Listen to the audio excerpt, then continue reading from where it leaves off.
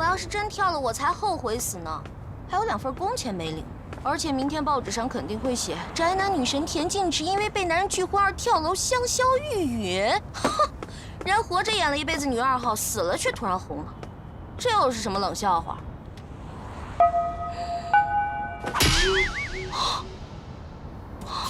罚单。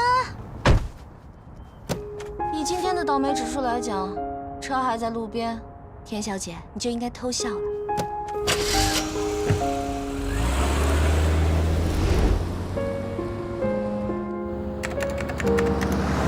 对，我们马上就要下高速公路了，大约1小时之后会到研究中心。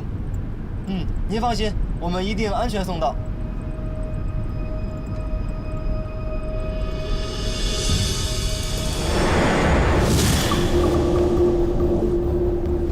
这个东西真晦气，别啰嗦啊，这东西很邪门的。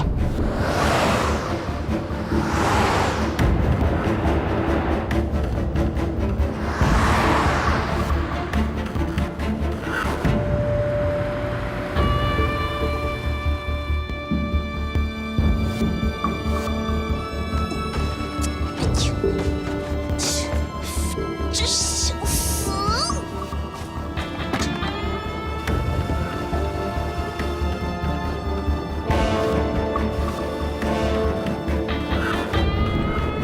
车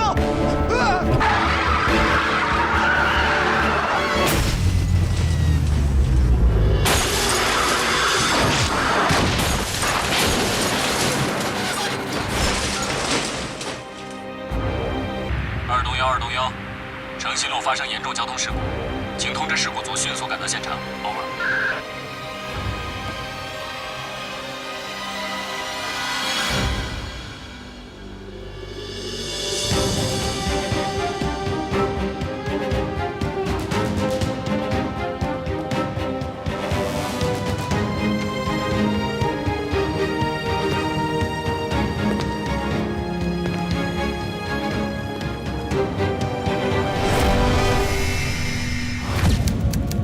我叫薛灵巧，我已经行走人世间400年，不病不伤，不老不死。这400年来，我一直在寻找自己永生的答案，却没想到有一天会躺在这里，等待死亡。放干血就可以杀了我，好像没那么简单。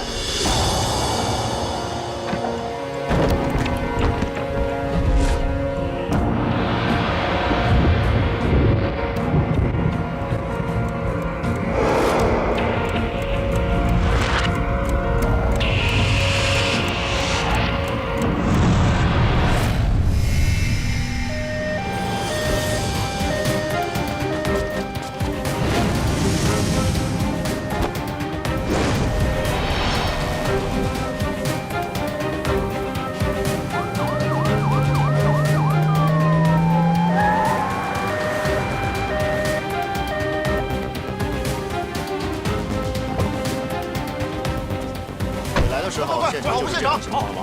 对啊，我们来的时候那辆车已经撞了。快过来！你看这烟冒的，快！小芝，然后快过来！那女的就在那。小芝，你坚持住啊！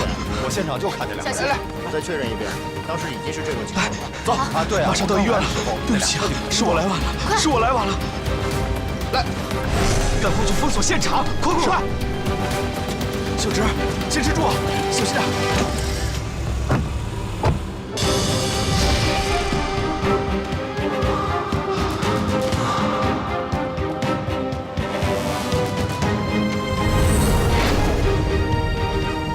是谁？到底是谁放干了我的心？我一定要找出这个凶手。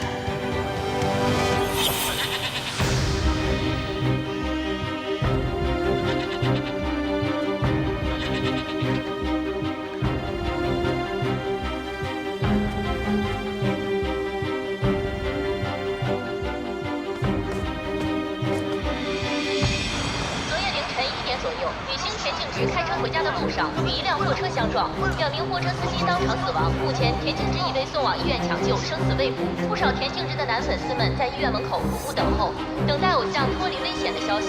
第一新闻为您报道。为什么我能感觉到这个女孩的心跳？妈，吃饭了。李先生，你放心吧，这件事只要在网络上一发酵，你就等着出名吧。那个男人还可以，我看过他微博，岁数大点儿，好像还挺有钱的。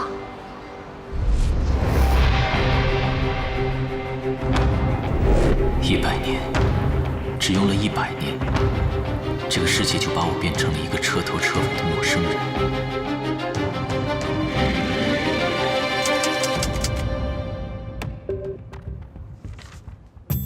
好帅好帅，拍照拍照。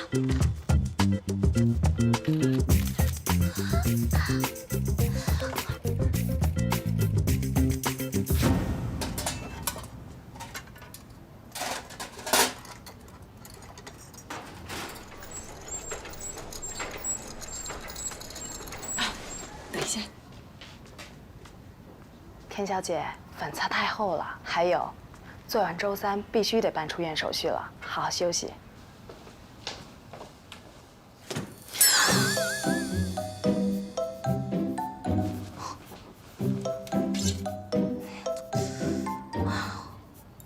真的好假。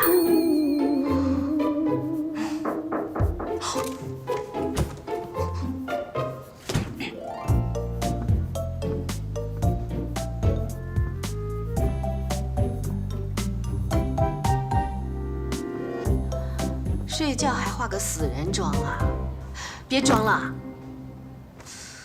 都说了，让你拿张轩轩代言的那款粉底，我代言的那款粉底，这化妆师都拿来给死人化妆呢。张轩轩代言的粉底，我用了，贵的就是好。你看看，肤色漂亮吧？漂亮。导演一看到你，一定哭着跪下来求你去演女1号。那是，你到底为什么装睡？刚刚护士还让我出院呢。你在这住了1个月还不够啊？你的粉丝在外面守了你1个月了，明明身上连个指甲大的伤口都没有，亲朋好友你都一概不见。难道你是想把这房间当龟壳，打算缩一辈子吗？别说那么难听嘛。虽然我很幸运地躲过了这一劫，但是那2个卡车司机可是都死了。从车祸现场的照片来看，我至少得住3个月以上的院才像话吧。而且他们都误以为我伤情严重，所以才没有翻我被拒婚的旧账呀。而且人气上涨，哎，你说我是不是否极泰来，开始转运了？人家做胎梦啊，都是什么彩云明月入怀，什么麒麟呐、什么凤凰啊，轮到我，呵，好大一艘草船，上面插满了箭，一下子就撞进了我的肚子。生你的时候电闪雷鸣，你还是脐带绕颈生出来的，生出来就没有呼吸，抢救了2分钟才活过来。我告诉你啊，被阎王老爷摸过的小孩天生带衰，你就别指望着转运这件事儿了。好了，这些事情从小到大你都给我讲过8000遍了。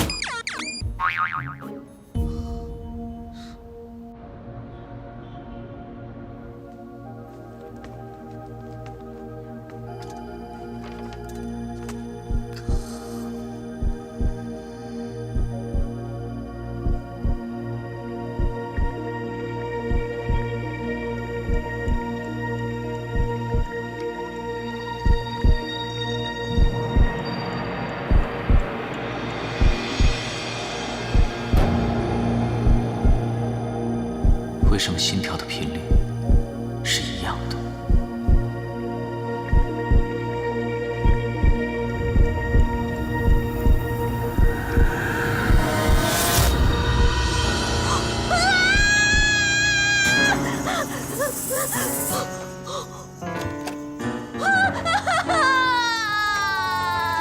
田小姐，你冷静一下，是做噩梦了吗？有人，我床前有个男人在检查一下房间。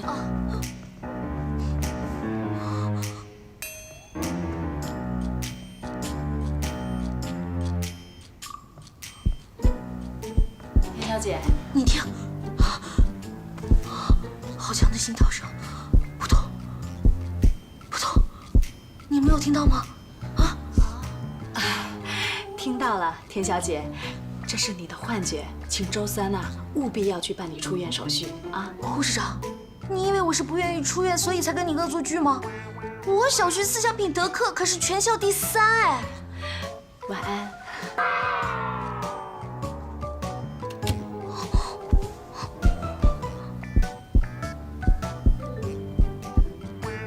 难道真的是幻觉？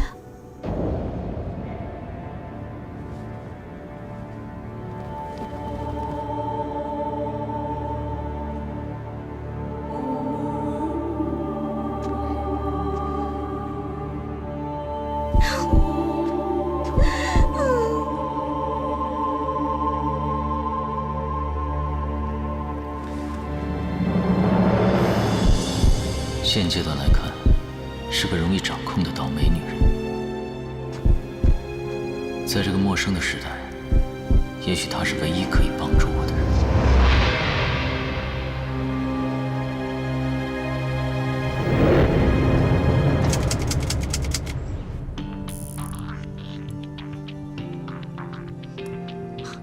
李警官，盗走一具休眠体，迅速离开现场的话，现场肯定会留下来车轮印和拖拽的痕迹。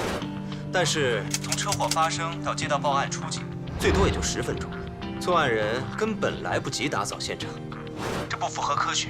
虽然你们事故鉴定是司机疲劳驾驶负全责，但是我认为这场车祸是蓄意盗窃谋杀案，并不是意外。因为那段路是新修建的，摄像头还没有启用，这也增加了我们调查的难度。不过请放心，我们会继续搜集线索。田径池，他还没有出院。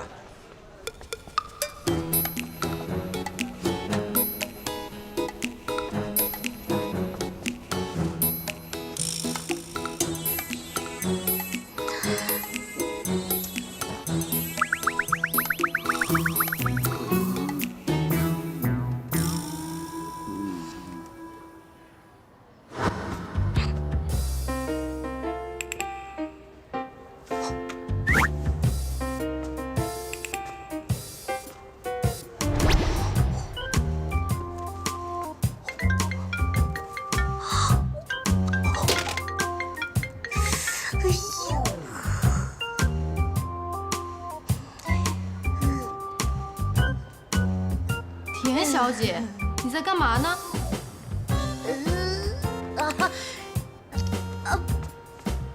没事儿，我锻炼。没事儿，没事儿，没事儿。你忙忙，我接着锻炼啊。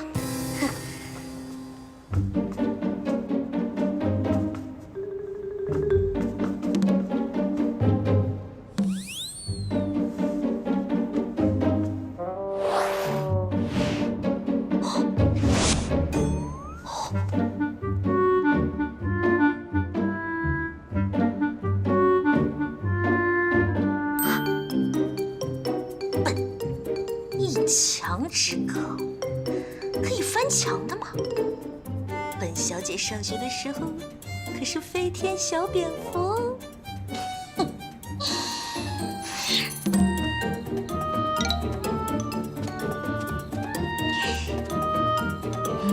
么么蛋糕我来了。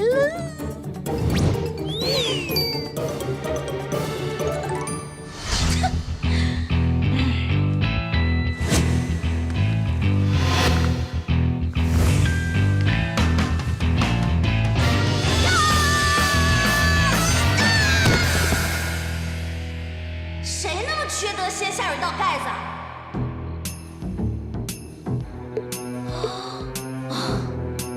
田径之也真是够了，为了偷吃掉下水道。冷静，冷静，冷静，反正也不是第一次了。想想以前掉下水道是怎么出去的。又来，现在幻听真是越来越严重了。有没有人呐？来人呐！救命啊！来人呐！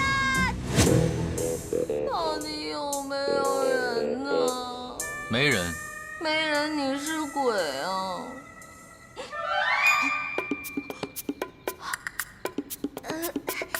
你是保安叔叔还是医生哥哥呀？都不是。那就是病友啦！你赶紧把我救上去吧！不可能。快点救我上去，下面真的很臭。我为什么要叫你上来？就算你是吃饱散步路过也好，大家出门在外，路见不平一声吼。如果你不愿意救我上去的话，你就去护士站帮我吼一声，不行吗？你把我救上去，你就知道我是谁啦。我在男生当中人气还是不错的，也许你还想要我的签名呢。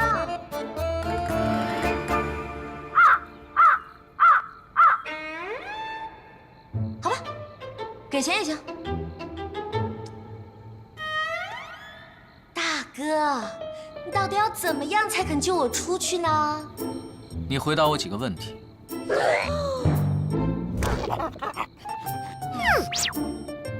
大哥，你请说。你相信有人会不老不死吗？惨了惨了，原来是精神科住院的病友，到底该怎么回答呢？相信，我相信，你说的我全都无条件相信。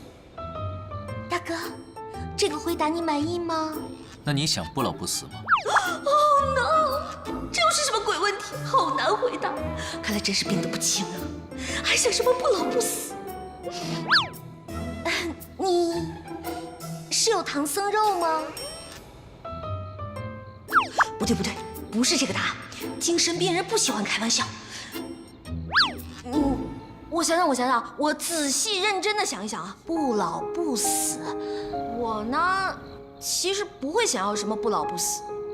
看着家人朋友在自己面前一个个的死去，不论得到什么东西，也都会一个个失去，最后只剩自己一个人孤单单的在这个世界上，被别人当作妖怪一样。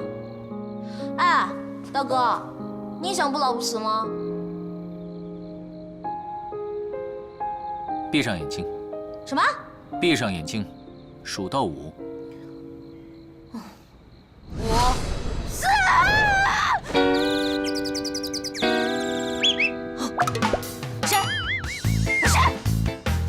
谁在偷袭我？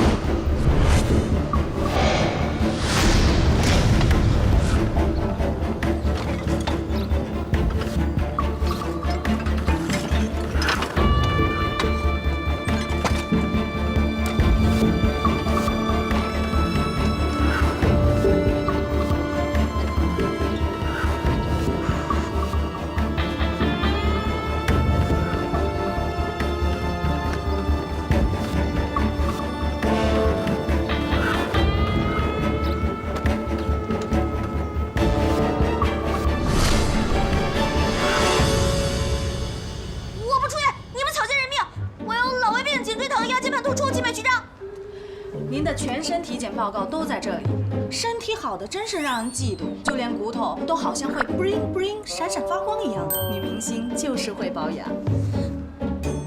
你们怎么能骂人呢？像我这样勤奋的多奇女艺人是肯定有病的，没有病才有问题。就连我们家门口诊所的老爷爷都说我节食减肥会导致我的胃缩成口香糖那么大，皮肤由于缺少脂肪会干瘪成老菜皮。哎，要不这样吧，你帮我做一个激光近视眼手术，我可以500度的近视加散光。田小姐，您1周前就做了视力检测，检测结果为2.0，现在您可以去办理出院手续了吧？要投诉你们眼科，有谁出车祸能把视力都装好的？我有病，我不出院，我打死都不出院，我绝对不出院。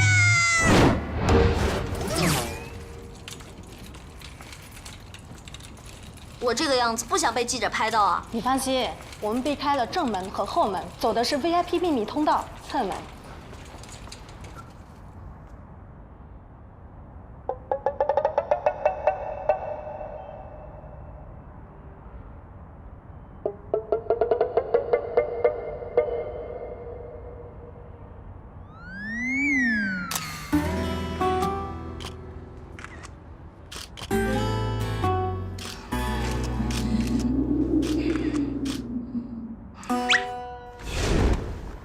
嗨，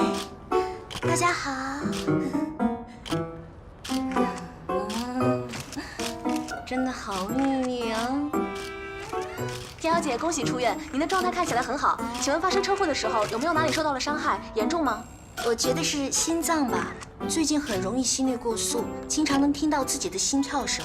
田小姐，出车祸那天是你男友拒绝你求婚的日子，你现在还恨他吗？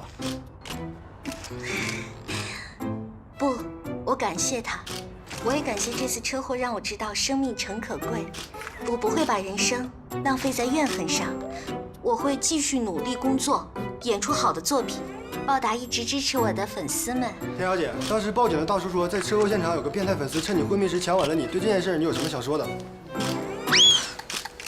什么？为什么没人告诉我？新闻报纸上都有写啊，是你自己不想看的。那有没有报警？那可是我的初吻呐！哼，你交了7个男朋友，还保留着初吻呢？我那叫有原则，好不好？交往满3个月牵手，交往满6个月接吻。如果一个男人连6个月都撑不住的话，我要他干嘛？才不要像你那样未婚先孕，还被外婆赶出门，断绝关系。切！你是哪个年代穿越来的奇葩呀？妹妹做得对。要记住，配种期男人为了达到交配的目的，一定不惜任何代价的。说谎，看吧，这老男人积累了一辈子的经验，我生下来就懂。妹妹，你是不是要去洗柚子水啊？哎呀，这么大的车祸，我连根骨头都没有断，泡什么柚子水？这只能证明阎王老爷不想收你，不能证明你不倒霉。不倒霉你会被拒婚，不倒霉你会出车祸，不倒霉你会被变态强吻。我为什么不失忆？为什么不失忆呀？因为失忆是女1号的标准配备，你是国民女2。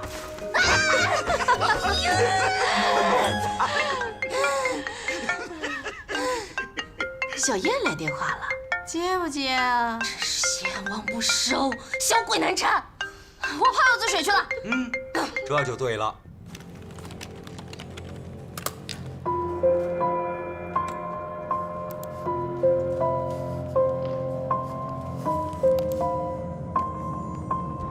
研究材料丢失的事，进展怎么样了？我们还在努力的找。李警官调取了那晚全市路口的摄像头，筛查可疑车辆，同时也在筛查有条件储存休眠体的仓库和个人艺术馆。那田径直那边呢？还没有消息，一直拒不见人。作为车祸的唯一幸存者，李警官那边也盯得很紧。都1个月了，你知道这具休眠体对我们的重要性，一定要尽快找到。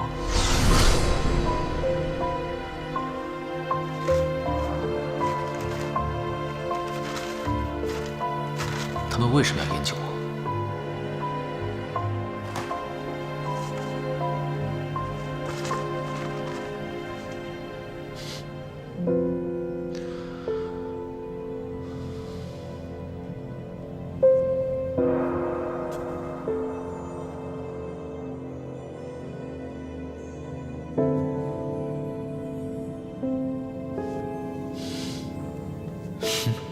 还蛮帅。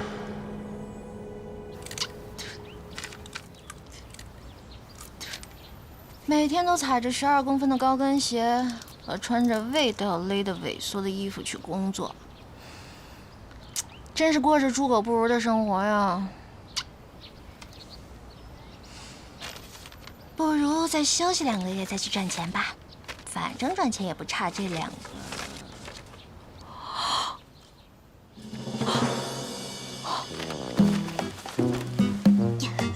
老田，快报警啊！出大事了，我2张信用卡都被刷爆了。啊，那是我刷的。你的住院费呢？还有你的车，虽然已经报废了，但是车贷每个月还是要缴啊。最倒霉的是，因为你没来得及去办车险，所以呢，半分钱的理赔都拿不到。还有这个月你的房贷也付了，账单就放在那个冰箱上，你自己核对一下吧。我的住院费不是应该那家运输公司赔付的吗？要不然我怎么会在那家那么贵的医院待那么久？你住得那么开心，我怎么舍得告诉你呢？那家运输公司的老板跑掉了，好像是货丢了，他呢倾家荡产，他也赔不起。那那你早就知道了，我每天好几万都是花我自己的。是啊，虽然很浪费，不过你花的钱是你自己挣的钱呐。哎，老爸是不是一个很讲道理、很有民主的大人呢？呀，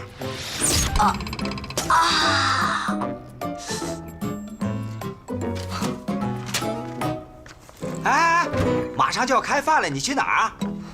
回自己家收拾行头，赚钱啊！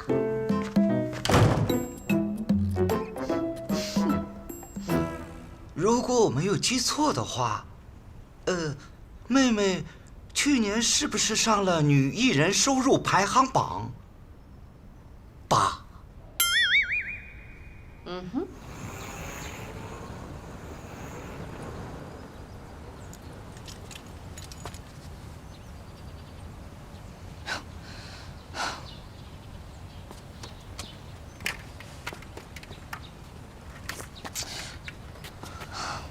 私闯民宅，我叫警察了。我就是警察。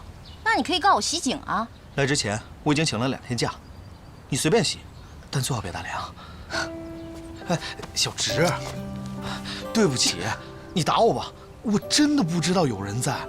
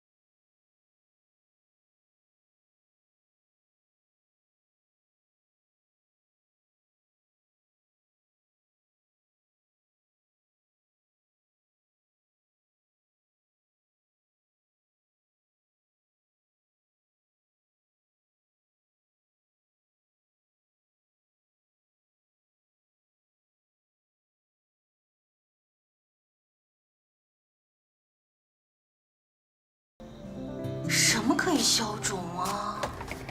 什么可以消肿？哎，这个黄瓜可以消肿。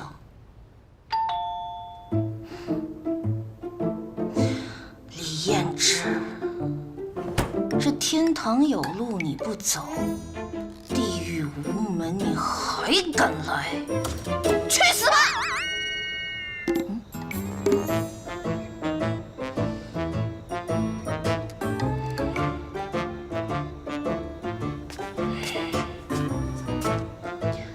乖，别闹了，姐姐明天给你买块新电池吃，好不好？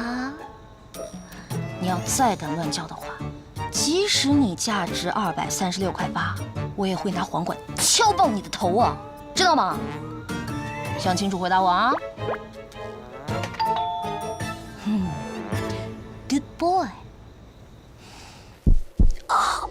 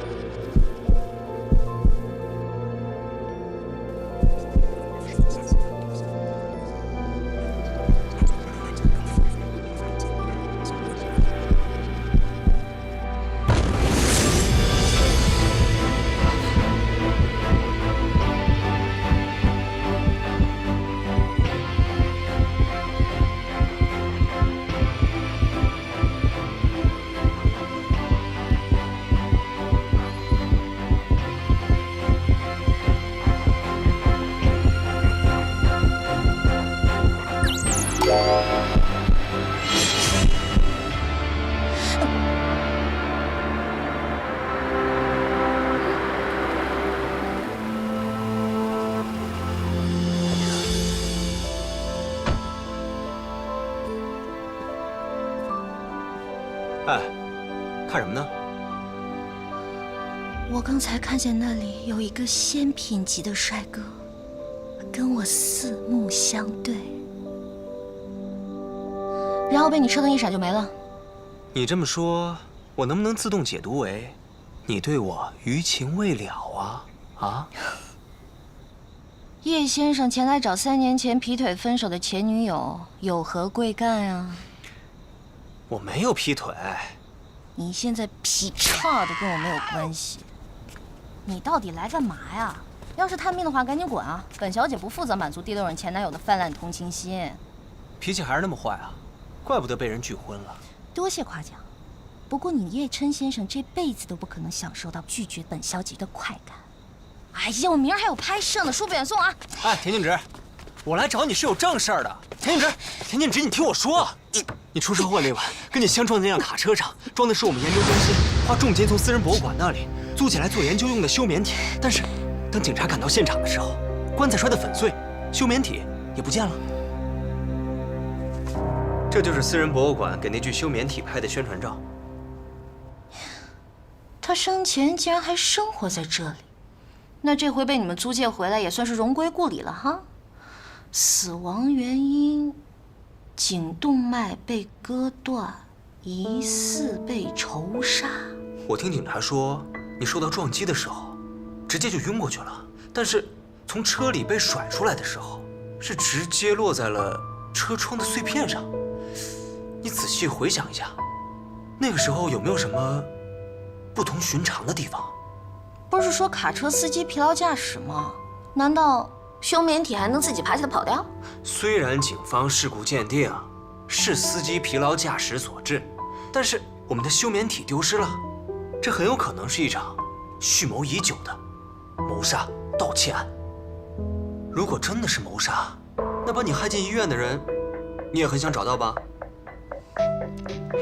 我再欣赏一下。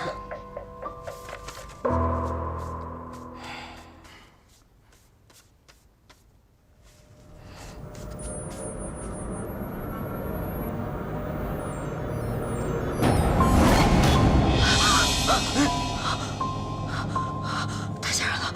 怎么了？你是不是想起什么来了？我什么都不记得。田静植，你快离开我去！你怎么了？走，走。哎，田静植，你走，你再好好想想吧。你丢了东西找警察，不关我的事儿。你要再来的话，我告你骚扰。哎，一定是叶人渣把这脏东西带来的，一定是。冤有头债有主啊！快跟他走，快跟他走！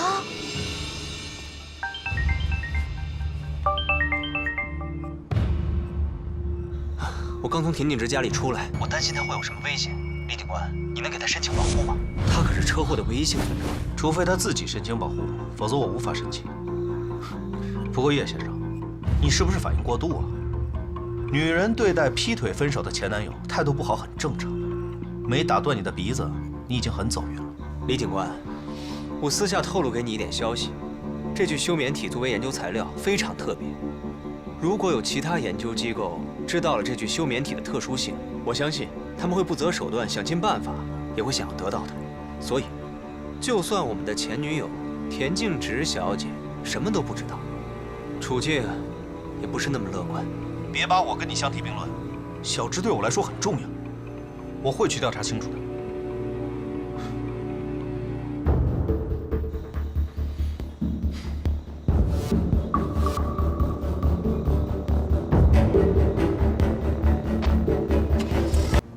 田小姐，冰咖啡来喽。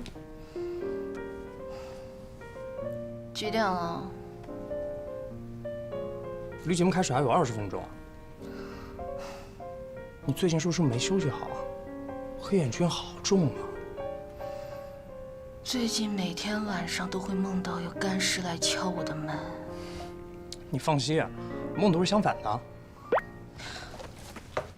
那你是说，每天晚上来敲我门的干尸一点都不干？我的意思是，尸体是不会敲门的。但电影里不都是那么演的吗？女主角车祸醒来以后，突然发现自己能看见鬼。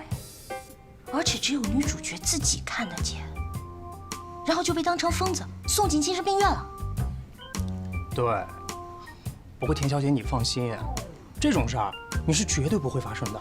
你也说了，一般只有主角才能遇上这种事儿，你可是国民女2号呀。说什么？你是国民女2号呀。说什么？谁？别打了！别打了！别打了！别打了！说谁？别打了！说什么？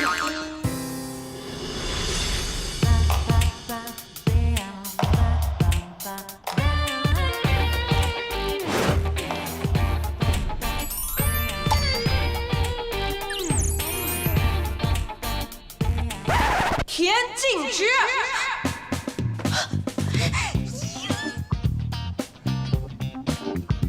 大哥，能让我进去看看吗？万一打起来的话也不太好，对不对？不说话我就当同意了。我还以为田径直和赵轩轩不合适闹传言呢，你们之间哪有关系好的呀？两位大哥，服了。田径直，整整1个月不接我电话，也不允许探视，你以为你能永远躲得过去吗？我为什么要躲呀？你这是要制造我们不和的绯闻来博取点击率吗？1线需要靠2线来博取点击率吗？田径直，1个月以前，你趁我去国外拍 MV 的时候，干了什么好事儿？你敢给我装失忆？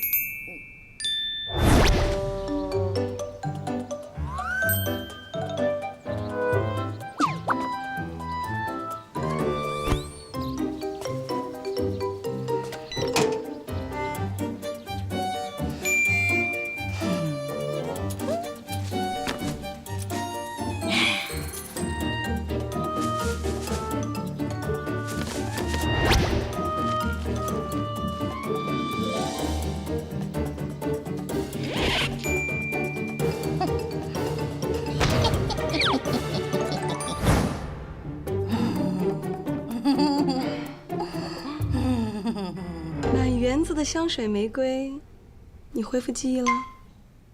我摘都摘了，你打我呀？这儿，往这儿打。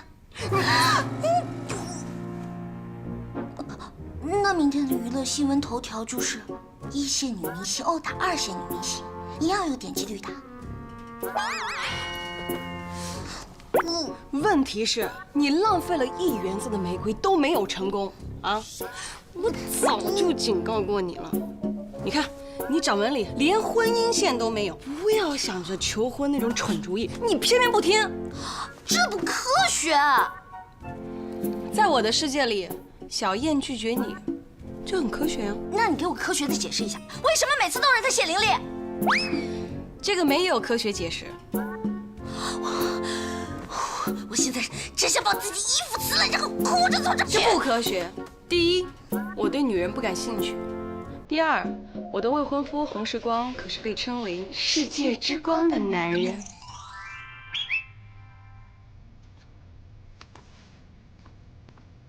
乖，这样炒作是不行的，听姐姐的话，相信科学。等你录完节目，我带你去我师傅那儿。不要。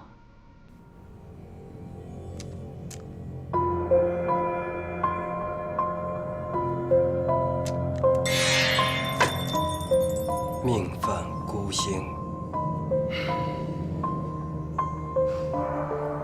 严重吗？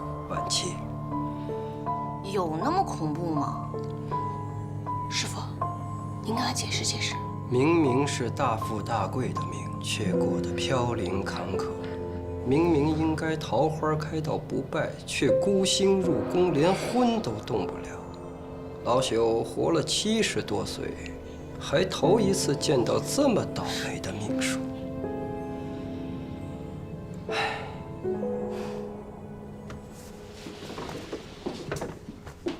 怎么样，准吧？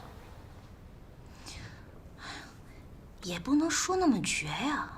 我听人说多做好事儿可以转运的，没觉得我最近运气不错吗？虽然撞了车，但是人气飙升，而且通告也有增加呀。我们管这个叫回光返照。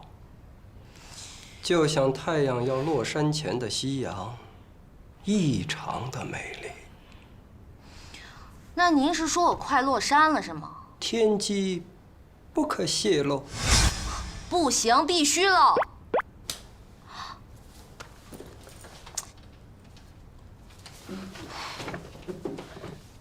师傅，您就帮帮他吧。你看他年纪轻轻的，这太阳啊都还没升起来呢，就要落山了，多可怜啊！唉，你呀，我这么跟你说吧，你命太硬，你知道吗？你必须得找一比你命还硬的人替你挡煞，这样你倒霉的命数你才能够有转机，你知道吗？要多硬？就拿那脑袋往石头上撞都不会死那种？差不多吧。大师，您命硬吗？你什么意思？田径之，你可别乱来啊！我师傅的八字轻，刚才还泄露了天机，很容易有血光之灾的。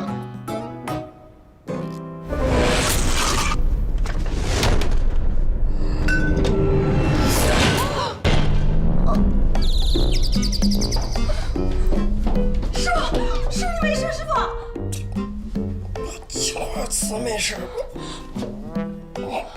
没事没事，你慢点。青花瓷没事就行。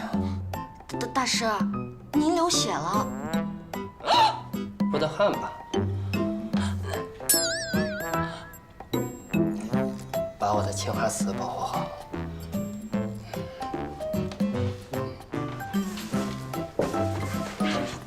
田小姐，霉运真重。师傅，师傅，师傅！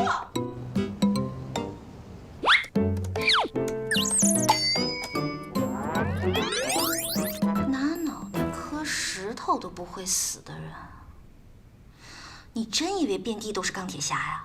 上哪儿找这么命硬的人去啊？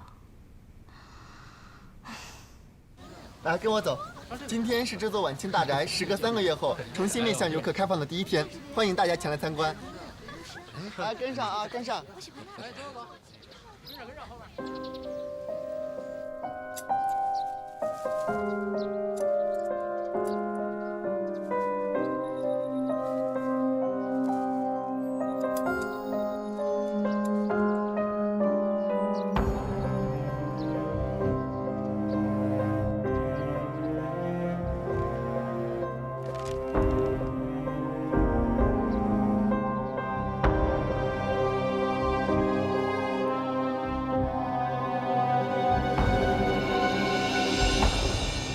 这边，我们接下来要参观的呢是这座晚清大宅的书房。这位大宅的主人生前非常喜欢看书，而且有相当的一部分书籍已经被收藏在博物馆里。另外，这位主人还非常喜欢摄影，是一位早期的摄影发烧友。来，看过跟我往这边走啊，这边。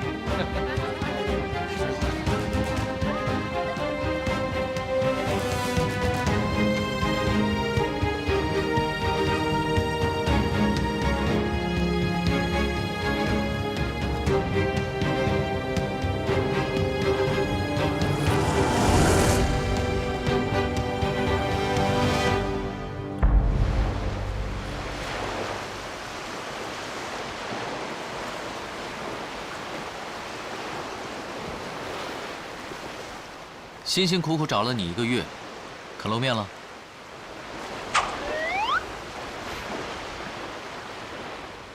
？100年来都没有看过你，生气了？知道吗？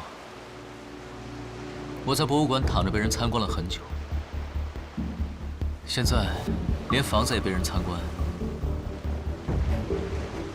我和你想的一样，我也想知道是谁害我。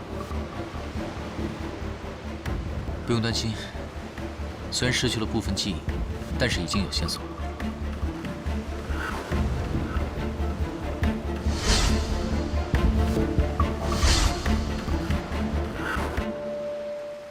这2个线索人物都和救活我的女人有关。如果想找到我的仇人，就需要先跟这个女人结盟。还有一个原因，就是这个女人太倒霉了。如果她一不小心死掉了，可能我也会死的。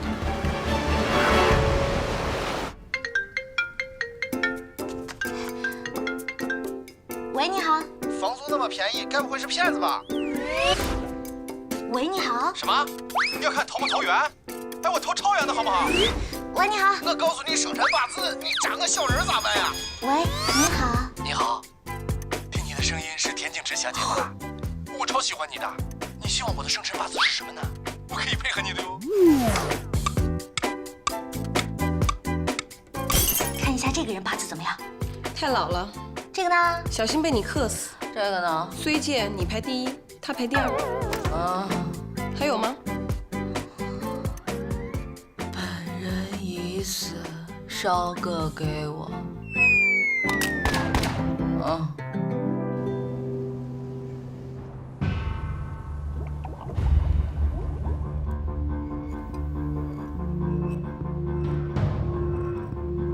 叶琛，我听玲玲说你去见了田径直，他真的看起来状况很好吗？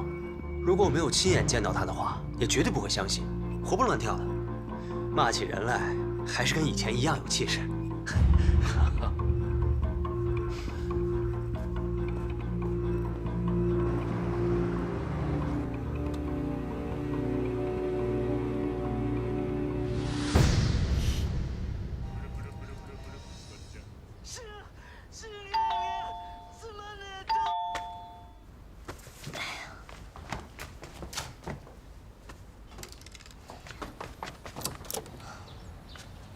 蛋炒饭，25。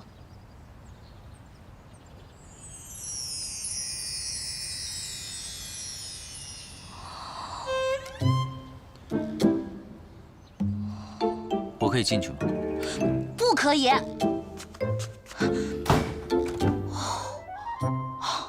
幸好我提前得到消息，这菠萝台策划的整人节目，制片人没有一个有节操的。太歹毒了，竟然使用美人计！他们去哪儿找的这个类型啊？完全就是为了消灭我而设计的嘛！哼，不过想要整我呀，你们还差100年呢。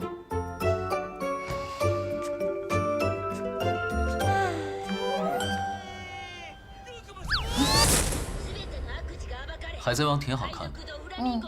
我觉得也挺好看的。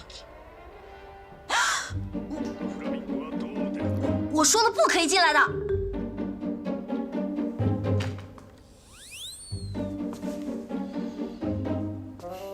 听到了？你是刚才那个人的双胞胎兄弟啊？如果是的话，我可以进来吗？不可以。那我不是。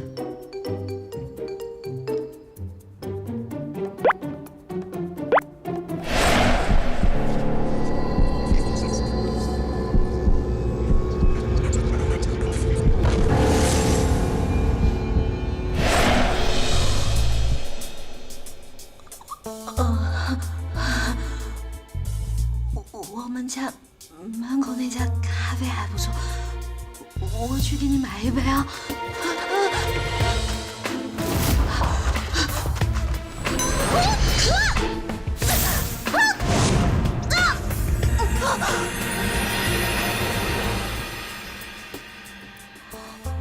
如果我真想杀你的话，你觉得你能跑掉吗？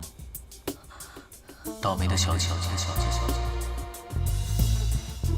你是那具休眠体？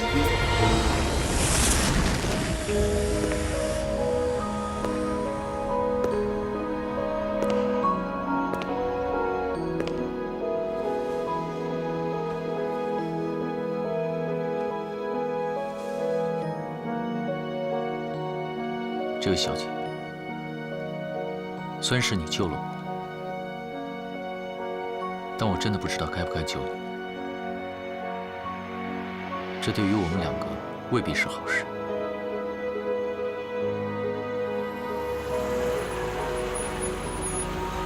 哎呦我的娘！老子出车祸了！哎，那姑娘还活着吗？还活着，不过马上要死。报警了吗？哎呦，先报警，先报警！哎呀，这么年轻的姑娘要死了，你说家里面人怎么活呀？哎，110吗？对。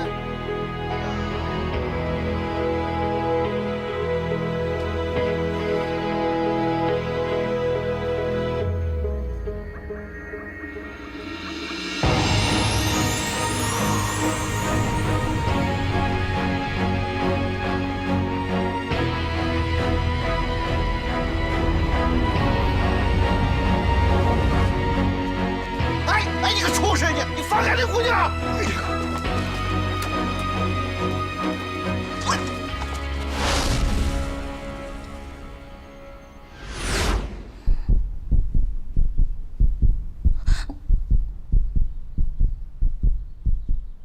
你现在的心跳已经超过120了，想问什么就问吧。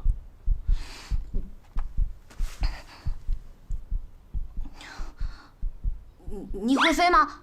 你是什么东西啊？你可以当我吃了恶魔果实，那就等你当上海贼王了再来找我。那就来不及了。你能帮我吗？我需要一个住的地方。可我们家住了很多人，没地方住的。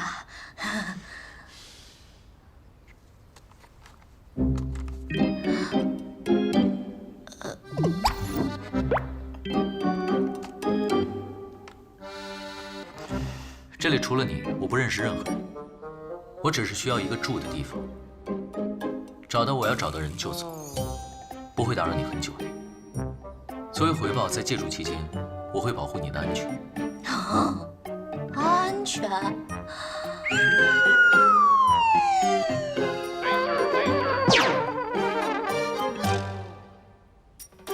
你的样子看起来真的是够倒霉的。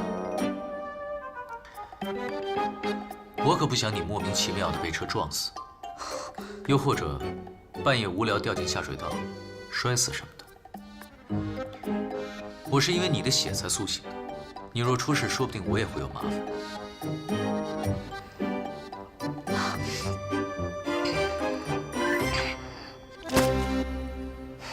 好，住在这里可以，没问题，江湖救急嘛。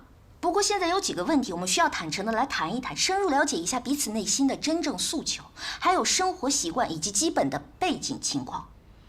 说人话。你是什么物种？从哪里来？400多年前我是正常人类，后来发生了一些怪事，于是我就变得不老不死。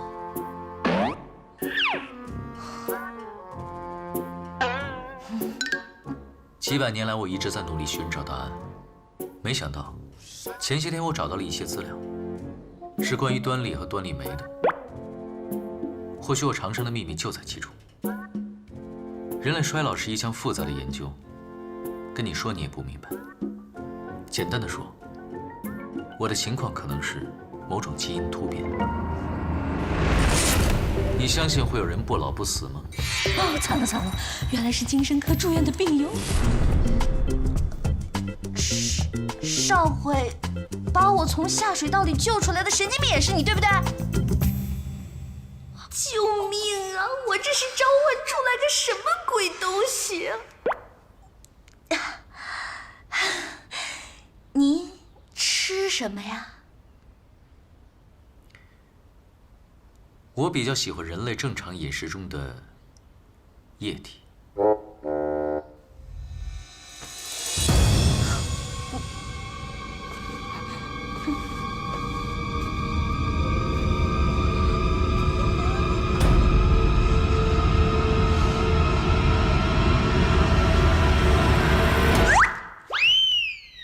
比如说这个，你最喜欢的奶茶。您确定？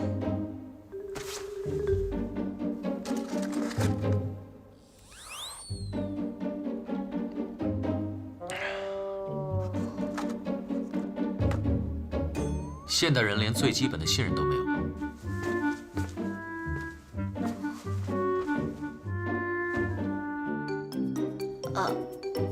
你刚说是我的血把你救活的，那你是不是该喊我妈妈？如果说你没有献过血的话，至少也见过吧？没有知识也得有常识吧？哎，那你刚才还说后来遇到了一些奇怪的事情，是什么事情啊？哎，停！千万不要说，知道的越少越安全。哎，我什么都没听到，我什么都没听到。老板，我查了一下他在医院的医疗记录，全部都是疗养，根本就没有治疗项目。果然呐。另外，这个叫薛灵桥的人，果然如您所料，几天前去黑市索过证件。不过，您是怎么知道他去黑市索的证件？我只是在做一个大胆的推测。一个人想要在现代社会生活下去，就需要一个合理的身份。而这个人很聪明，又很骄傲，一定不会丢弃自己的性命。他居然没有死。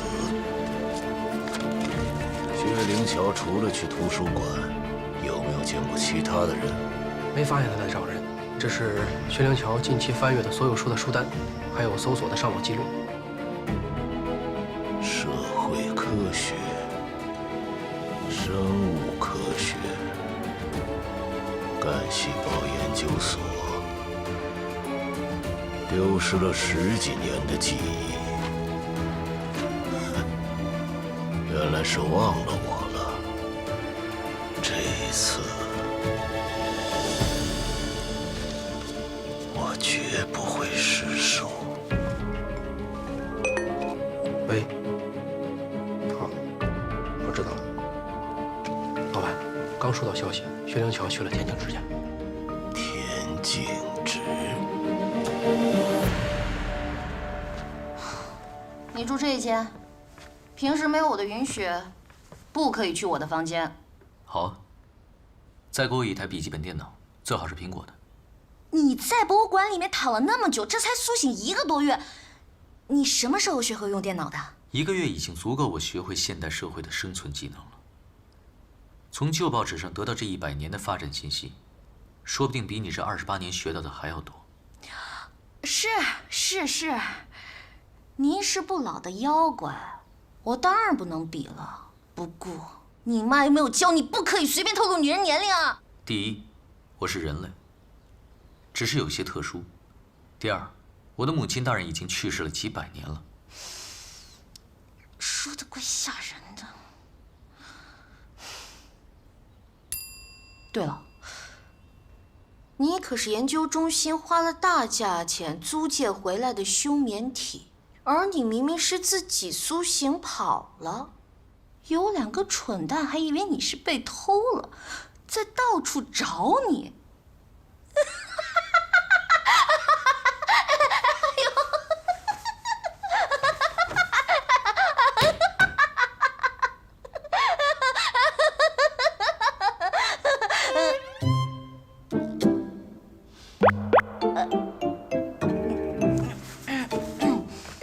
你刚才说的那2个蠢货，是你的第6任和第7任，对不对？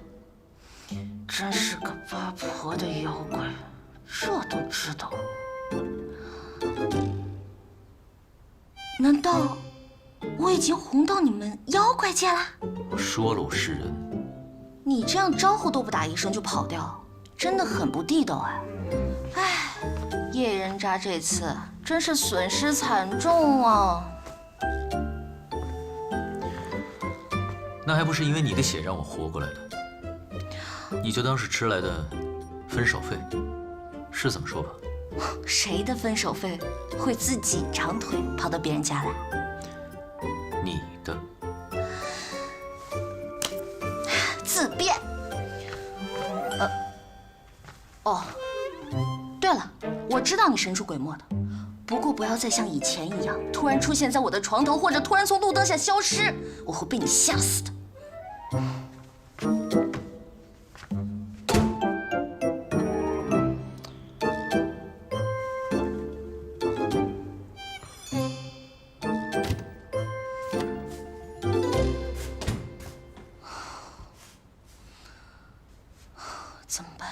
怎么办？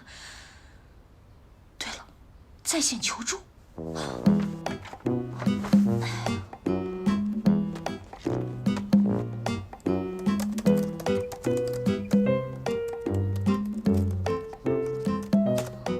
有了，阳光，但他好像不是怕阳光的那一挂。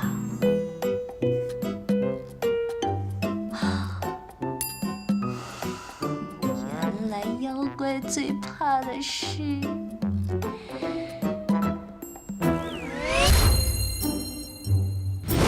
Round 1。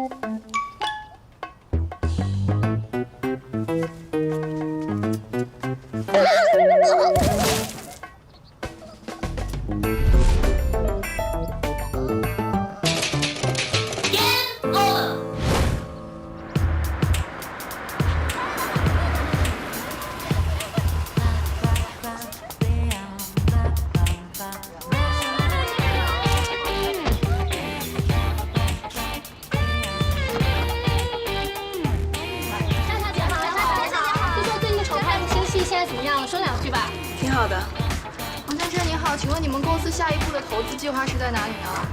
现在还在计划当中。哎，大家谢谢，大家谢谢，大家谢谢，好，谢谢大家，谢谢大家哈。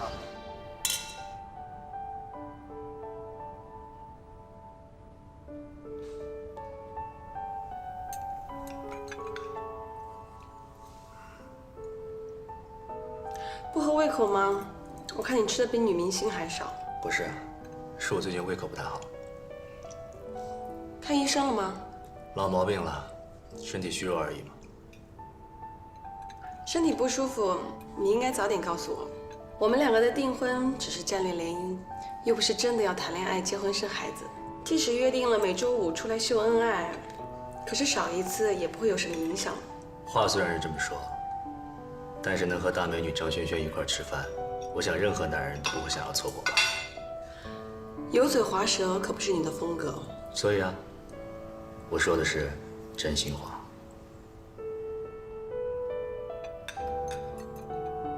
你刚说你新接了一个戏？是啊，本来只是想演一个打酱油的角色，可是发现剧本写的挺有趣的，所以就去试镜了女1号，打败了一票女明星，拿到了这个角色。你知道的，我只是玩票，只接自己感兴趣的工作。去年的第1部电影就拿了最佳新人，这样的天赋都只是玩票的话，那也太可惜了吧。没办法，张家只有我这么一个继承人。另外，我向导演推荐了田径直，我们应该会一起出演这部戏。田小姐出院了吗？出院了。哦，忘了告诉你了，她让我替她谢谢你送的花篮。客气了。其实我一直想找机会啊，正式拜会一下田小姐。下次我们拍戏的时候，你过来探班，正好她也早就想见一下我的未婚夫了。好啊，我的荣幸。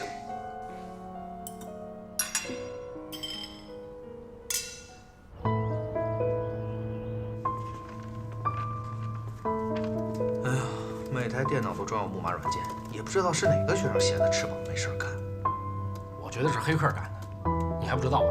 图书馆的监控系统也被入侵了，说不定是同一个人干的。啊？你是说有一个变态偷窥狂在监视图书馆啊？哎，谁知道呢？赶紧修吧。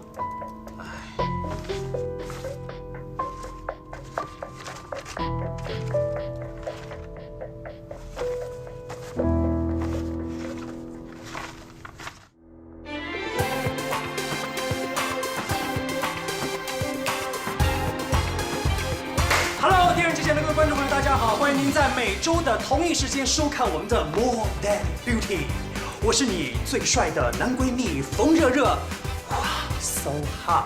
没错，今天的节目当中呢，我们依旧是给大家请来了3位非常美丽的女明星来到现场，跟我们一起分享她们的美丽故事。请3位跟我们所有的观众来打个招呼。嗨，大家好。 真的是非常有精气神的打招呼的方式呢。有没有想让我们今天现场的节目更加的热烈呢？马上就进入 More Than Beauty 的现场连线环节，疯狂。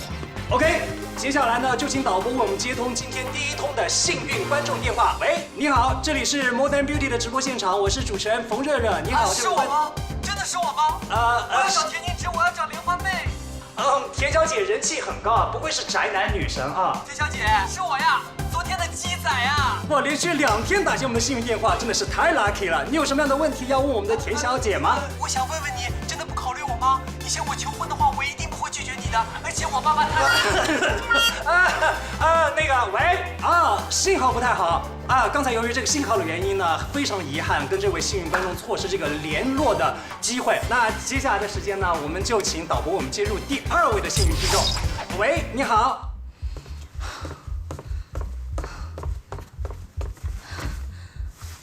家里来了个不明妖怪，做节目又遇到变态，这是要开启倒霉第2春吗？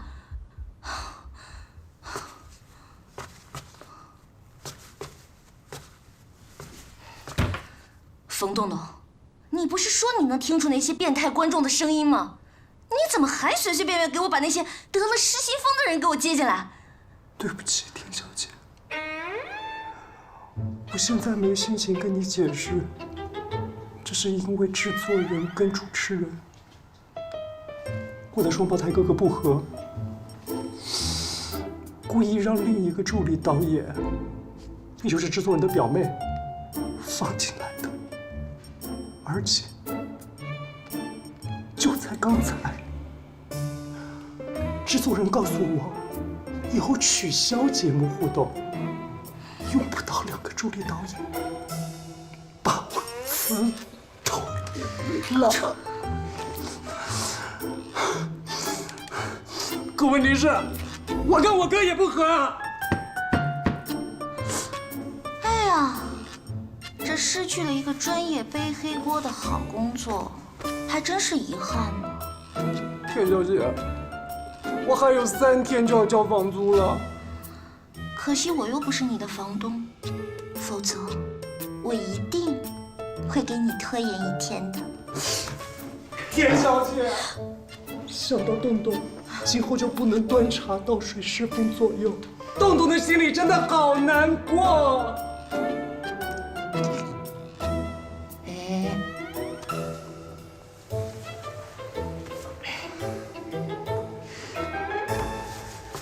田小姐，您上次说您需要个助理，1个月2000，报销30台方便面的事儿，还有效吗？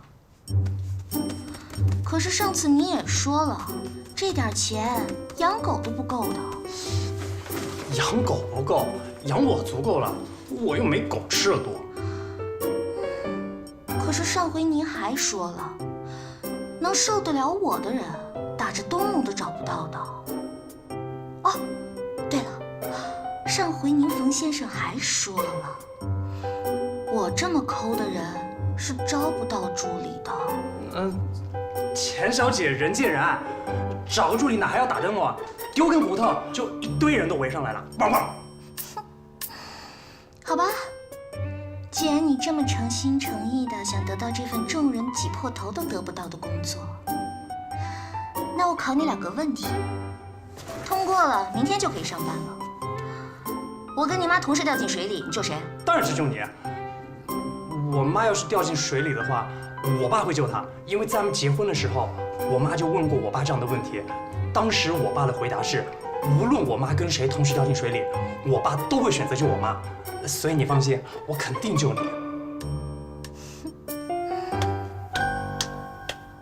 第二个问题，我跟你爸同时掉进水里，你先救谁？你为什么会跟我爸在一起 ？Perfect， 恭喜你，通过了。啊？第一个问题完美的解决了全世界男人谁都逃不过的老套问答。第二个问题，正常的逻辑思维通过现象看本质，我欣赏你。冯助理，欢迎你。好吧，给你一个提问的机会，了解我，问吧。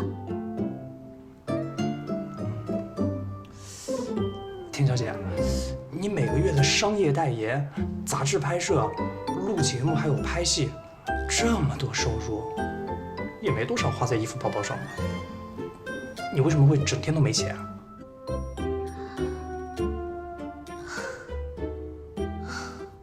作为我助理的特权，我只告诉你，其实我在雇人挖井。挖井啊！嘘。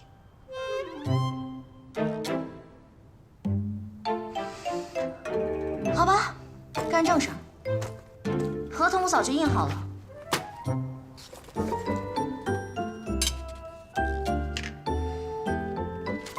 在这里按手印。看什么看，婆婆妈妈的。来，像不像个男人啊？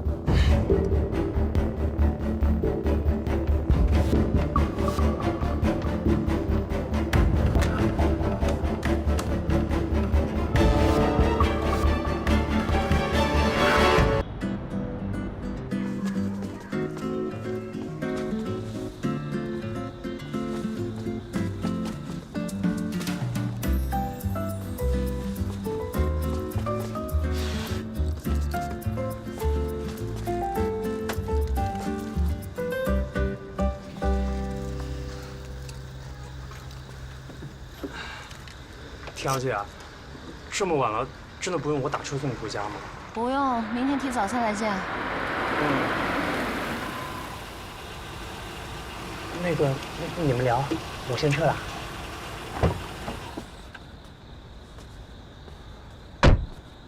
小直，有何贵干啊，李警官？别生气，我马上消失。你那车报废了，来回骑摩托车不安全，我的车给你开。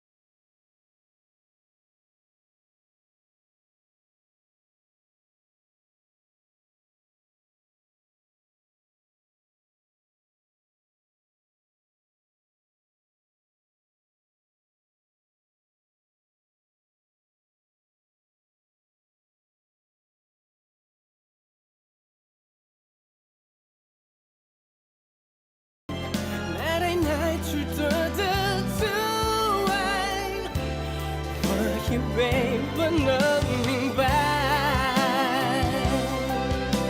宁愿来错。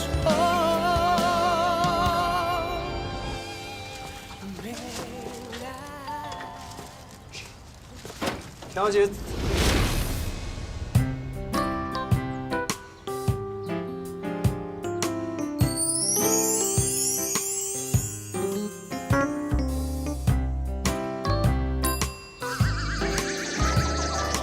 你是谁？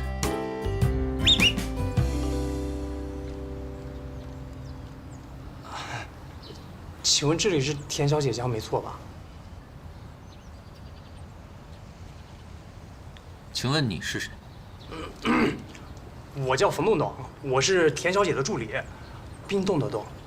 因为我妈生我的那天，下了好大的雪。钥匙门口站着一只动物园里逃出来的猴子，你让他进来，他是我助理。进来吧。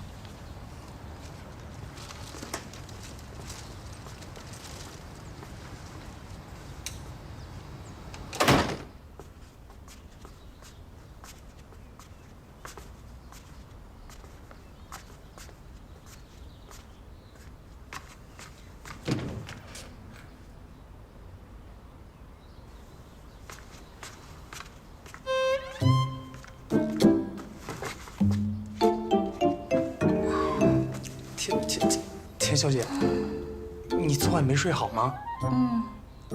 折腾了一晚上。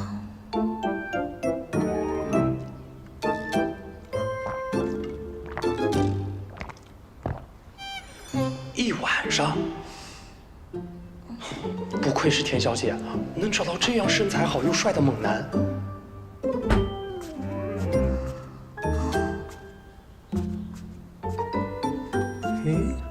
好像在哪儿见过。你知道的，我们家表兄弟加起来有18个，他就是18罗汉之一。你不用管他，他过2天就走。表兄弟，你是不是这两天论坛上热议的那个图书馆男神？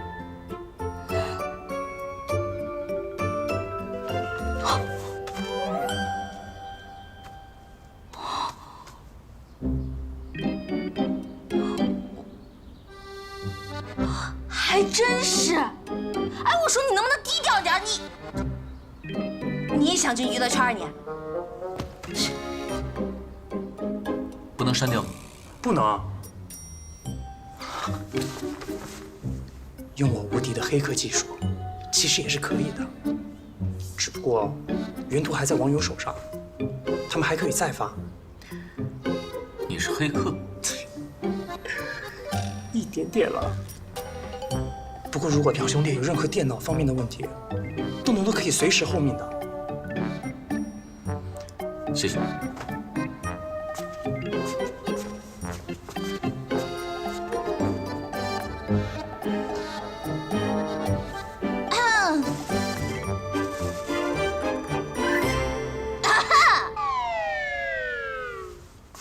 冯洞洞，别搞错了你的主子啊！田小姐，今天上午10点是角色的拍摄，下午4点是传说中屋子的试镜。这个角色最大的特点就是漂亮，导演说了，非你不可啊！好没挑战啊！你也没演技啊！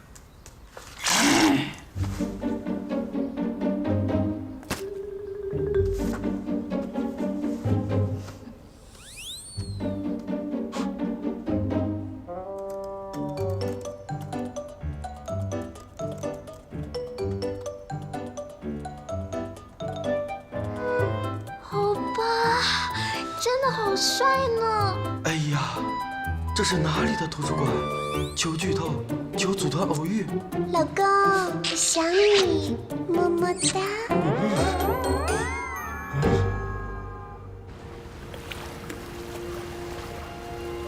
你知道吗？网络传播的速度还真是恐怖。时间已经不再是我的优势了。为了身份不被曝光，我必须加快脚步，找到仇人，找回记忆。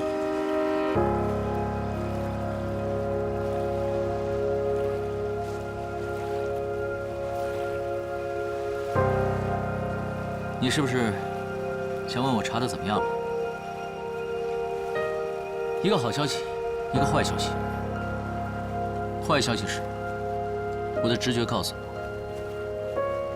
我的仇人现在好像已经知道我苏醒了，在暗中秘密地监视我的行动。等一下，我要去见一个人碰碰运气。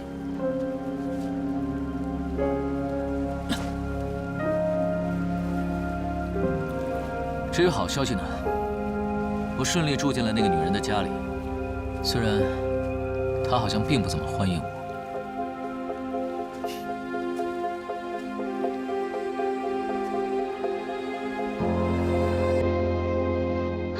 不要过来！你走开！不要杀我！救命啊！救命啊！不要过来！救命！不要杀我！救命啊！不要杀我！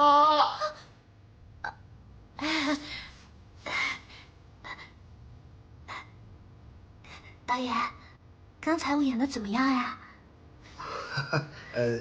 挺好的，挺好的，回家等通知。啊，真的，谢谢导演啊，辛苦了，谢谢导演，拜拜。下一个准备好了，下一个。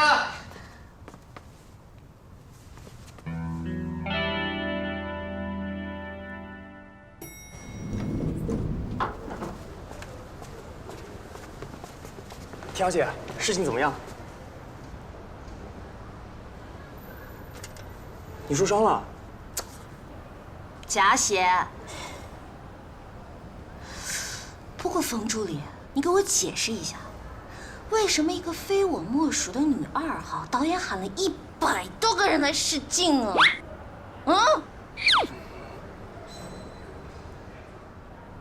满了？啊，最好的品种。不过，田小姐，你买这个干什么呀？榨汁。神奇宝贝，我回来啦！今天有没有乖啊？那，你的晚餐。你的晚餐。你出去啦？我去见了一个故人。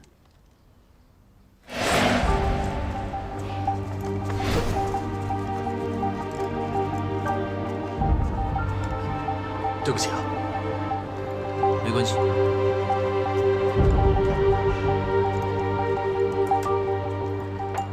可看他反应不像是那个人。什么叫看反应啊？如果一个人看到了100年前被杀的人出现在眼前，那一瞬间的反应是不会骗人的。你的故人，你自己不认识吗？而且你的故人应该也不是什么正常人吧？说的自己好像偶像剧女1号似的，总在关键时刻失忆。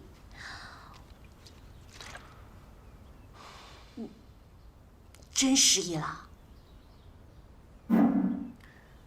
只是一点点。而且还是关键的一点点？大概10年、20年的样子。停！关于你的事儿，我一点都不想知道，知道的越多越麻烦。我们还是保持纯洁的房东与房客的关系最好。同样呢，我的事情你也……谁让你乱动我东西了？看起来你真的很爱他。我爱他？切，你哪只眼睛看见我爱他？这个，我跟他从小到大的照片都是洗2份，一份他们家，一份我们家。不过还要谢谢你帮我把它从抽屉里翻出来，不然我真的会忘记把它丢掉。我看照片感觉到，这个人也真的很爱你。他爱我？好吧，我承认，在我们的姐弟之爱发展成倒霉的情侣之爱之前，我们的感情世界里充满了稳定的惰性气体。而这种感情一旦变质，惰性气体也变成了易燃气体，只要一点小小的火星就爆，把我们俩的感情轰得一点渣渣都不剩。如果真的什么都不剩的话，干嘛还要生气？生气？我一点儿都不生气。你哪只眼睛看见我生气了？两只眼睛都看到了。垃圾，你来扔！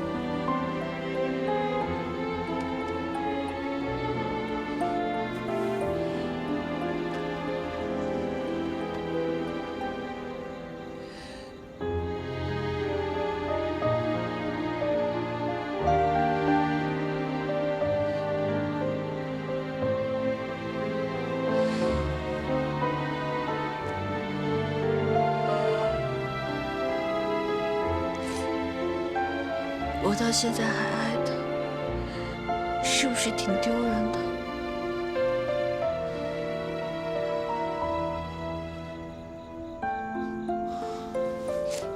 你想不想飞？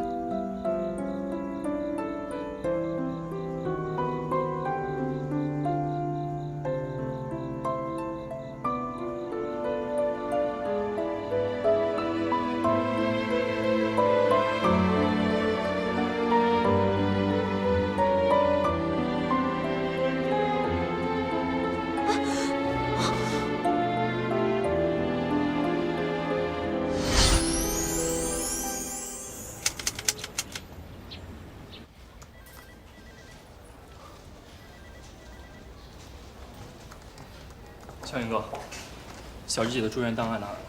辛苦了。那个护士长啊，可真是厉害，就指着你笑啊笑啊，可是没有搜查证，一点都不肯配合警察办案。科长也真是的，一个搜查证都要搞这么久。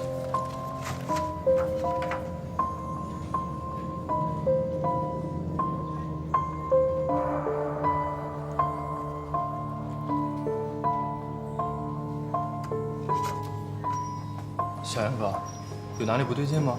出血量不对，小直身上没有可以出那么多血的伤口。如果不是小直的血，那这些血很可能是盗窃者的。尤一仔，跟我去趟医院找这条裙子。好，我去开车。快！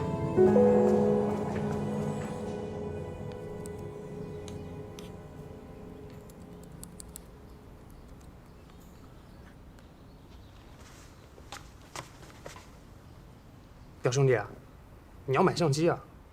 我可以帮忙推荐的。我叫薛灵桥。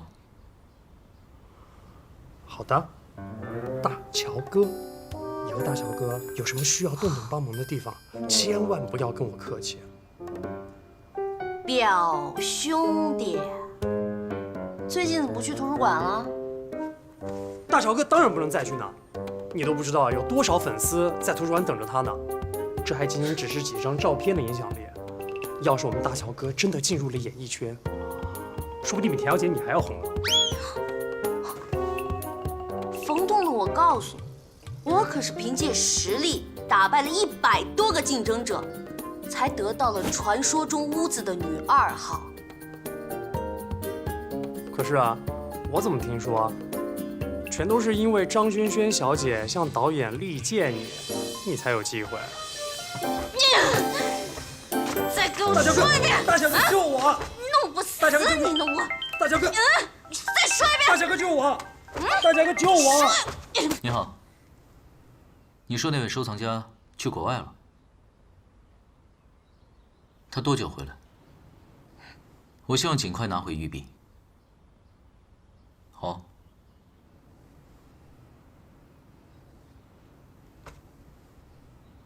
嘘，我没钱借给你，千万别跟我借钱啊！拜拜。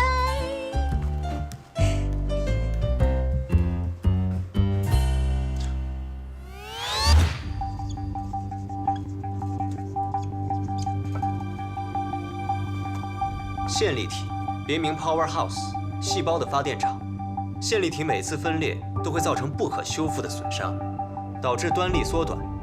当端粒缩短到一定程度，发电厂开始崩坏，直至完全失去了分裂的能力，人体也就完成了从出生到死亡的过程。只要细胞分裂的速度达到一定程度，伤口可以实现迅速愈合。但是，人类细胞的分裂次数是有限的。可是癌细胞却是可以无限分裂的呀。很好的问题。癌细胞之所以可以无限分裂繁殖，是因为它们从正常细胞叛变为癌细胞时，带走了一个叫做端粒酶的帮凶。端粒酶在正常细胞中的使用是受限的，但是在癌细胞当中却能够修复因分裂变短的端粒。只要我们能够把端粒酶作用于正常细胞，把正常细胞变为永生细胞，那么人类抗衰老的问题就会得到质的突破。如果我们能够找到比端粒酶更完美的修复酶，那么人类不老不死也完全不是开玩笑的哟。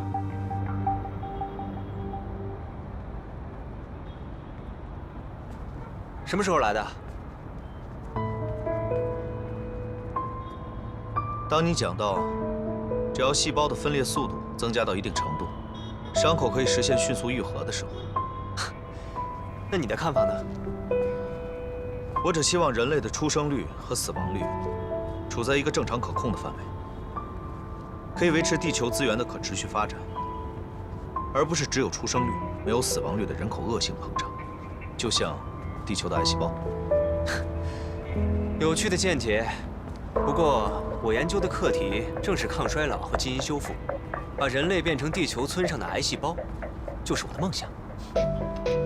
言归正传，我今天来找你是想告诉你案子的新进展。小直的病历，看一下。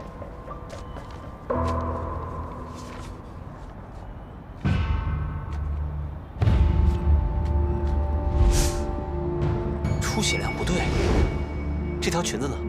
是的，我发现出血量不对，就去医院找这条裙子。护士说这裙子不见了。你的判断是对的，现场应该有第三个人。你以为是谁把我变成妖怪的？不对。你以为是谁把我变成妖怪的？不对。你以为是谁把我变成妖怪的？还是不对。你以为是谁把我变成妖怪的？哎，你觉得哪种好？都不好。请你尊重一个敬业的女演员的表演艺术，好不好？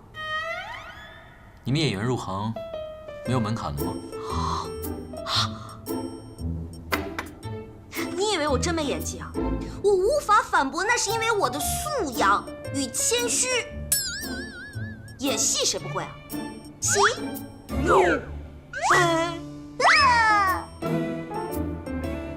怎么样？有没有被我出神入化的演技给惊呆了？你开心就好。什么态度？你这是？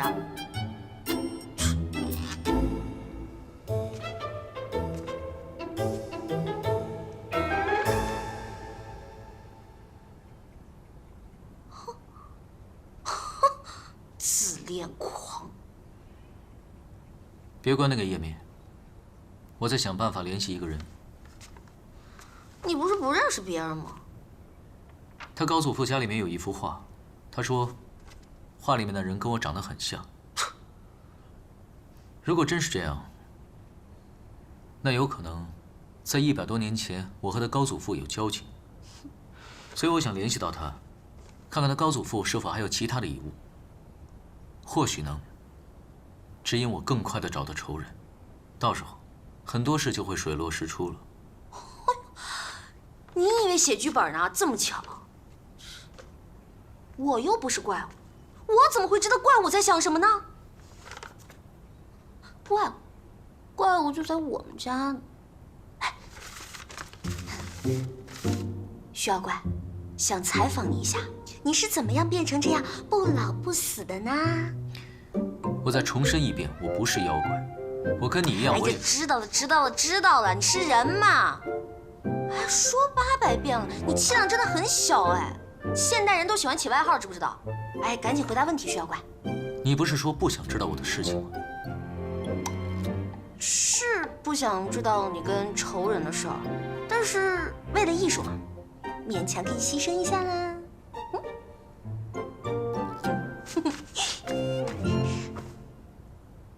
来吧，准备好了。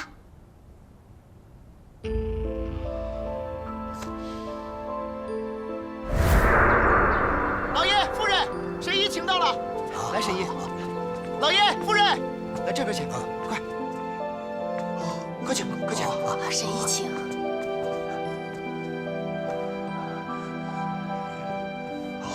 犬子半月前上山打猎时被云豹咬伤，老农说伤口每日换药不沾水，静养即可。可犬子几日前突发高热，一直不退，这伤口开始变黑、腐烂。哎呀，这城中叫得上名号的郎中都请过了，可是犬子始终昏迷不醒，不见起色呀。您快给瞧瞧吧。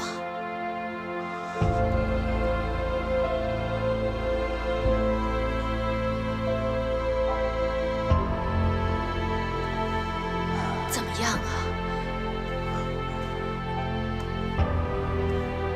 大人、夫人，请借一步说话。好，神医请。请。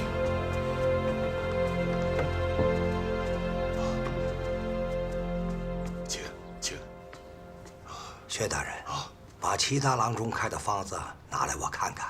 好，小厮，哎，快。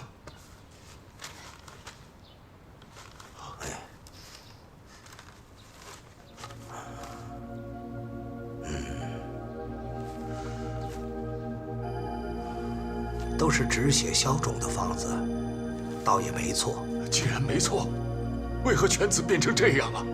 人被疯犬所伤，毒液通过牙齿、口液传播，可患恐水症。云豹是捕猎高手，性情凶猛，他的毒液怕是比疯犬更加凶猛，也未可知。看令郎的情形，毒液已进入了肺腑。如果光割去腐肉，排挤脓液，也是光治标不治本，恕老朽浅薄。我从来没见过这等凶险的病症，恐怕只能死马当活马医了。哎呀，神医都束手无策，看来犬子的命是真的保不住了。还请神医务必救犬子一命啊！笔墨。快！是。神医。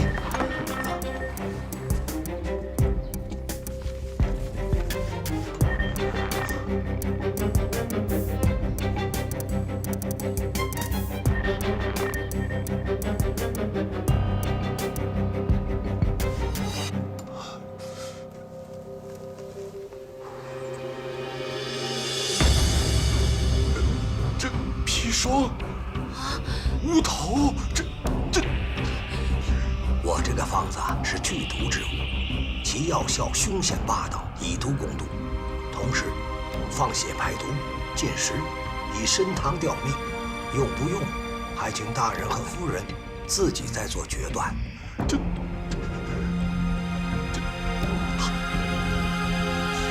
哎呀，好吧，快去抓药。是，老爷，快。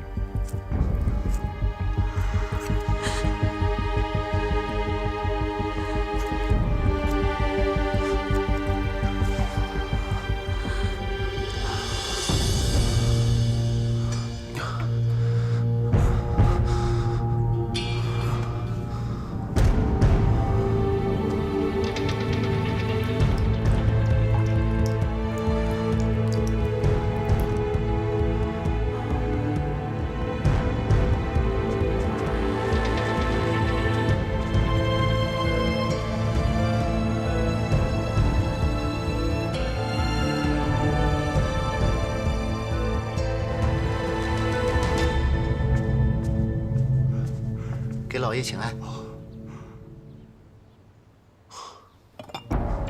哎呀，又放了这么多血，人怎么能撑得住啊？神医说前3日都放半陶罐，之后就是每3日1次。刚刚公子腹痛难忍，疼醒了1次，又疼昏了过去。好，走。是。神医啊，血乃人体之根本，这样还能活吗？撑过这3日，命能保住，血总能补回来。大人放心，连公子命大福大，定能撑过这一关。好。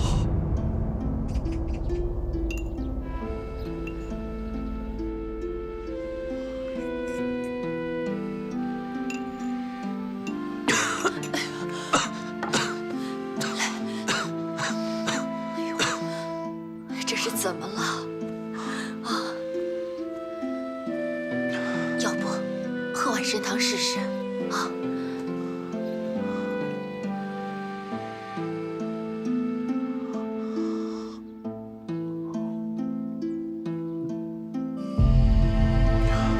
怎么样？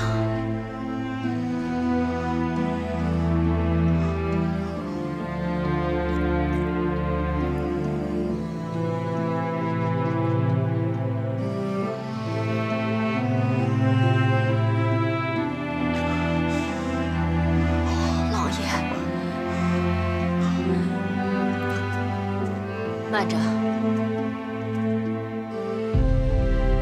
下去吧。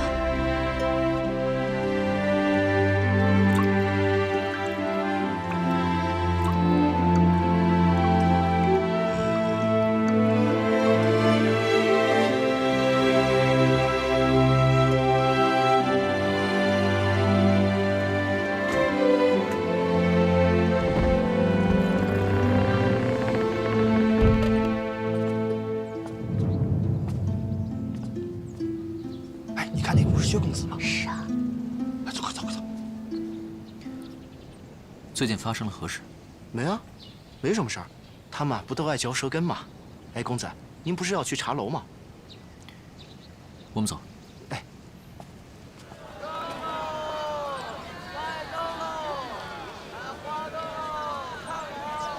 他怎么没死啊？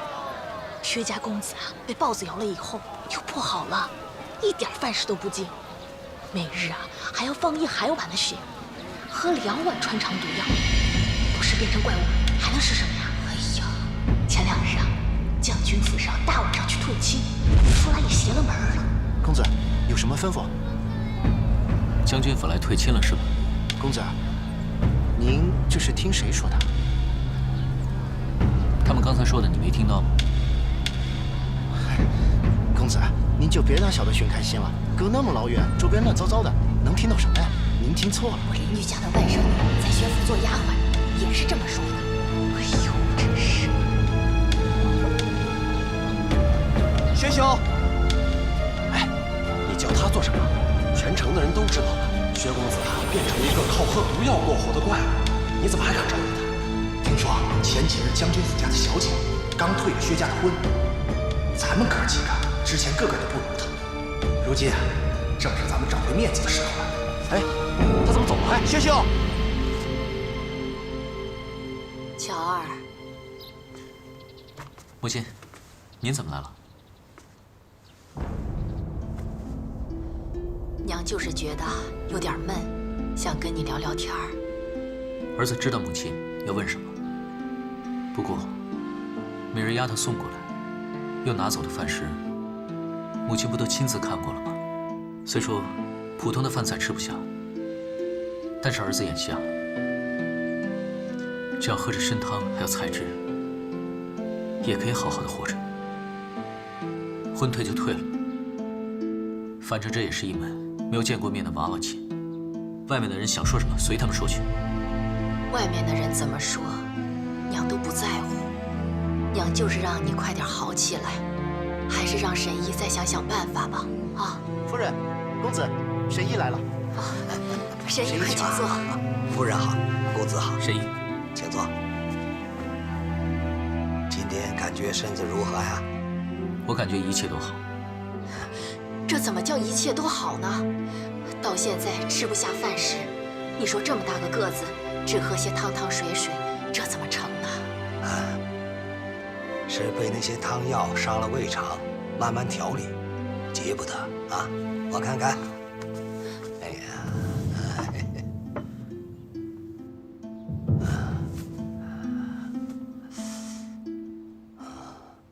烧酒。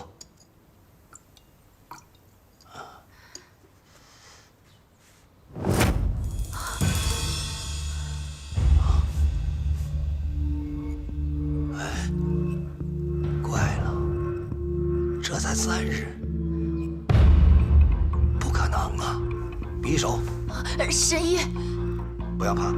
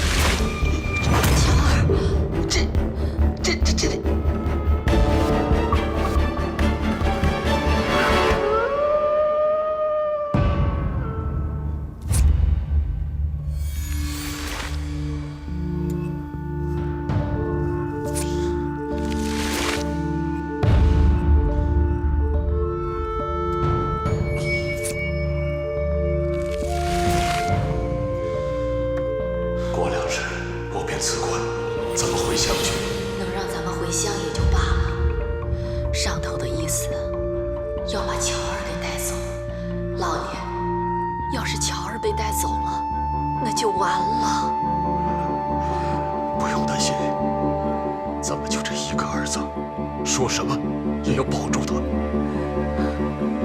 快！五海门都杀进去。等你们杀进去，怪物早就跑了。再给我半个时辰，后门就没人守着了。到时候我带大家从后门悄悄进去。好，走，走，快！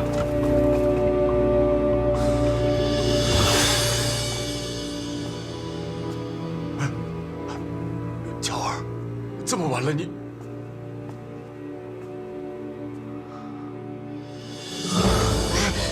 乔儿，你这是做什么？母亲大人，父亲大人，请听孩儿把话说完。如今孩儿身体异于常人，留在家中恐为家族留下祸端，后患无穷。怎么，你要走？唯有离开，父母才能过太平日子。我要寻遍名医，总不能莫名其妙的。 就成了怪物，受人诟病。哪是什么怪物？娘懂你的意思，走吧，走吧。只要你好好活着，娘就无所求了。父亲、母亲大人，请你们恕孩儿不孝。此次一别，不知何日才能重逢。望孩儿好。 保重身体。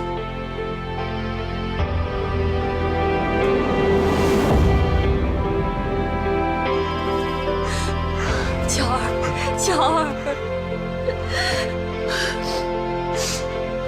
安心的走吧。